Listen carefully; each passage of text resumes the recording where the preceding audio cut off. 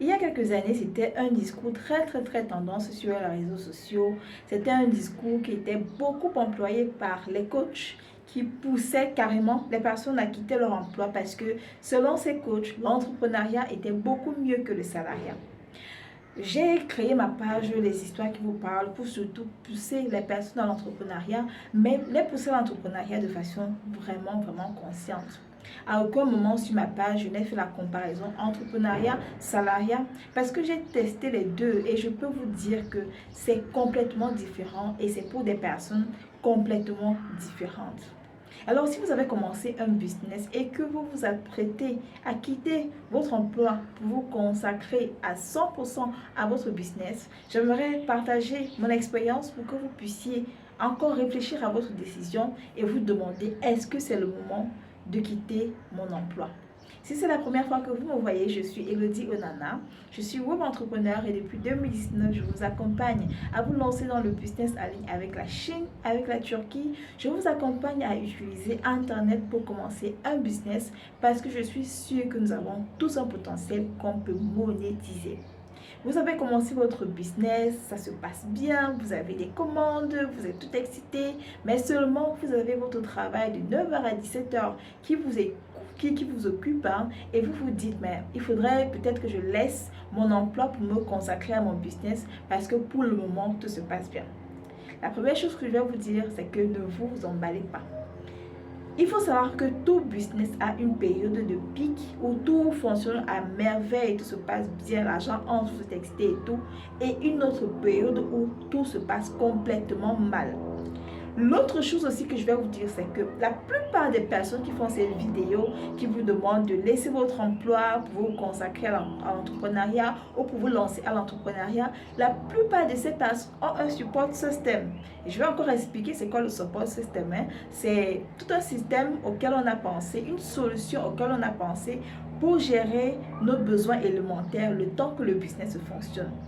Toutes ces personnes-là, et je ne veux pas parier, mais je suis sûre que toutes ces personnes-là ont un support système qu'elles ont mis sur pied, auquel elles ont pensé avant de se lancer complètement dans leur business. Donc, les réalités sont différentes, les profils sont différents, les expériences sont différentes.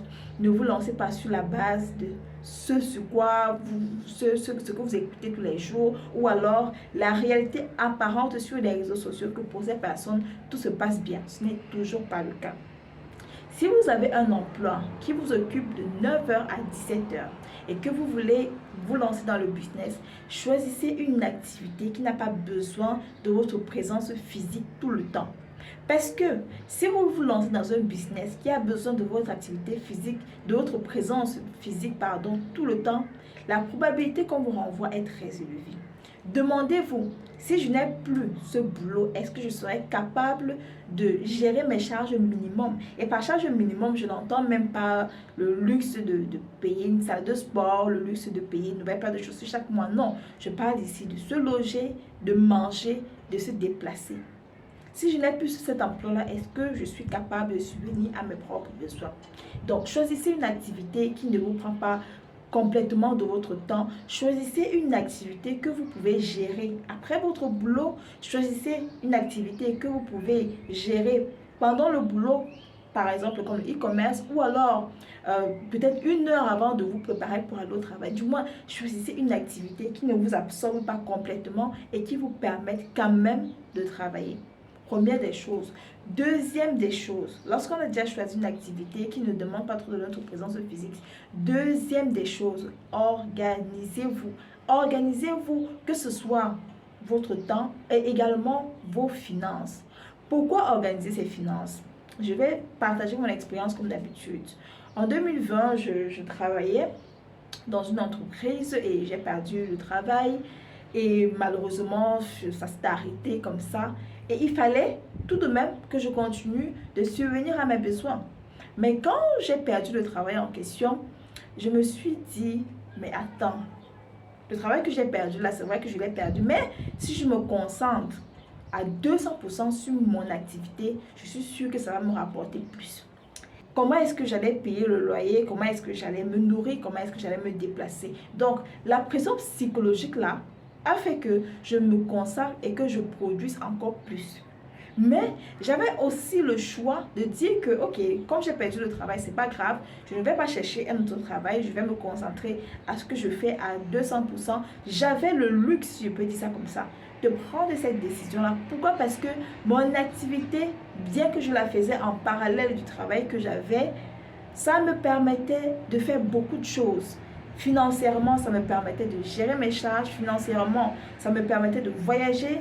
Financièrement, ça me permettait d'acheter les perruques, les greffes. Ça me permettait de me coiffer sans avoir besoin d'un mari, d'un copain, d'un fiancé, quoi que ce soit. Bien entendu, s'il y a une personne à côté qui complète, c'est différent. Mais moi déjà, seulement avec ça, j'arrivais à me gérer. Et donc, quand c'est comme ça, sur une longue période, disons sur 6 mois, sur 8 mois, sur 7 mois, alors on peut se dire, ok, je peux prendre le risque de tout laisser tomber et de me concentrer complètement à ça. Mais si vous avez commencé une activité, ça fait seulement 1 mois, 2 mois que vous avez commencé une activité, le business vous donne genre 100 000 ou 150 000, et ça vous donne 75 000, ça vous donne 200 euros, 300 euros, et que vos charges sont supérieures à ce que de façon honnête, quand je parle de honnête, c'est que on ne ment pas, on se ment pas à soi-même. Si les charges sont supérieures aux bénéfices que votre business vous rapporte chaque fin de mois, réfléchissez encore avant de tout laisser tomber. Et comment vous allez préparer en fait le fait de laisser tomber votre travail pour vous concentrer à votre business? La première des choses que vous allez faire, c'est d'avoir une épargne sur au moins 6 mois. Et quand je parle d'épargne, c'est que c'est un argent qu'on ne touche pas, no matter what, d'accord? Donc, de mon salaire, je mets une épargne de 6 mois, une épargne de minimum 6 mois qui me permettra de vivre, de payer le loyer, de manger, de boire. Si vous avez des enfants et que vous êtes seul, vous êtes peut-être mère célibataire, là c'est encore compliqué parce qu'il faut encore plus réfléchir. Est-ce que vous allez donc peut-être pour couper vos charges? Est-ce que vous allez rentrer chez vos parents? Et il n'y aura aucune honte à ça, hein, parce que c'est chacun qui sait pourquoi il fait ce qu'il fait. C'est chacun qui connaît ses objectifs dans la vie. Est-ce que je vais rentrer chez mes parents? Est-ce que je vais aller habiter dans la maison familiale en attendant? Comment est-ce que je peux couper mes charges au maximum? Si j'ai un enfant, est-ce que je peux d'abord l'envoyer chez ma mère le temps que je me charge? Bref, voyez vos finances parce que c'est généralement ça qui crée le stress, la pression, la frustration permanente qu'on a l'impression qu'on n'avance pas. Donc, première des choses, on garde des économies qui nous permettent de vivre sur minimum 6 mois. Ça, c'est la première des choses. La deuxième des choses qu'on fait, on fait la comptabilité honnête de son business. On fait la comptabilité honnête de son business. Et ça va commencer par acheter un cahier de compte. Et dans le cahier de compte en question, vous allez noter tout ce qui entre. Vous allez aussi noter tout ce qui sort. Chaque semaine, vous allez savoir, ok, j'ai eu un bénéfice de temps. Et toutes les semaines, vous allez faire vos comptes. Et chaque mois, vous allez savoir combien est-ce que mon business me génère en bénéfice chaque fin de mois. D'accord? Et lorsqu'on a ça, on compare avec les charges. Et si les entrées du business ne sont pas encore au niveau de gérer les charges, soit on va multiplier les business qu'on peut faire qui ne demandent pas trop de notre présence physique, soit on va continuer de travailler encore dur pour que les rentrées augmentent, surtout le bénéfice. Je ne parle pas ici du chiffre d'affaires.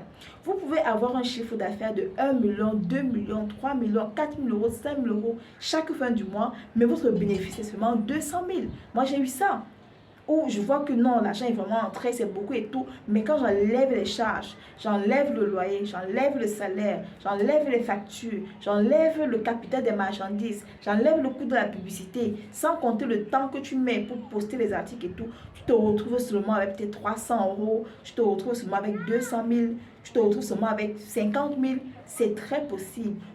Le secret aussi, hein, c'est d'être honnête avec soi-même. Ne gonflez pas les chiffres parce que quand vous êtes avec vous-même, il n'y a personne qui guette ce que vous êtes en train de faire, il n'y a personne qui vous juge. Au contraire, être honnête avec vous-même va vous permettre de savoir est-ce que c'est le moment ou alors ce n'est pas le moment. C'est différent dans le cas où vous avez un mari, vous avez une femme, vous avez des parents, vous avez un tonton, une tantine qui vous soutient. À ce moment-là, je peux me permettre par exemple de quitter mon emploi et de déménager de là où j'habite, où ça coûtait 200 euros, de chercher un endroit qui coûte par exemple 100 euros, où ça coûtait 200 000. Je déménage, je vais dans un endroit où ça coûte peut-être 50 000, Ou alors, je quitte carrément de là où je paye 50 000 parce que le business, je ne peux pas payer mon loyer et je rentre peut-être chez mes parents, peu importe, ce sera quoi votre situation. Ou alors, si je pense que rester chez mes parents, ce sera me rendre paresseuse parce que je sais que de toute façon, je ne paye pas le loyer, je ne paye pas la nourriture. Si je me mets en position de deep work où je me dis ok, il faut absolument que je bosse dur, comme c'était mon cas quand j'ai trouvé le travail, je ne pouvais pas rentrer au Cameroun chez mes parents, il fallait que je bosse 3 fois, 4 fois plus dur. Si c'est le cas là pour vous, alors travaillez encore plus dur. Mais encore, quittez votre emploi quand vous êtes capable de subvenir à vos besoins ou alors quand vous avez pensé à quelque chose qui concrètement, pas supposément, mais concrètement, va vous permettre de gérer vos charges minimum et va permettre à votre business d'explorer. On veut tous avoir un business à des multi-millions de dollars. On veut tous avoir le temps de gérer notre business. Mais comme j'ai déjà dit plusieurs fois ici, que le business donne ou pas, il faut gérer vos charges. Nous sommes parvenus à la fin de la vidéo. Je suis Elodie Onana. Ça a été un plaisir pour moi de partager de mon expérience comme d'habitude.